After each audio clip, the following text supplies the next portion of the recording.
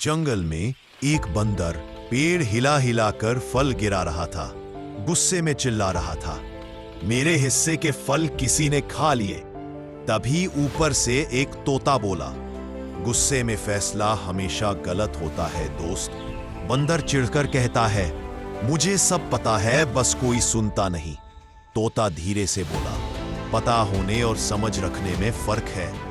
तोता बंदर को बांस की बेल दिखाता है जिसे रात में हिरणों ने खा लिया था।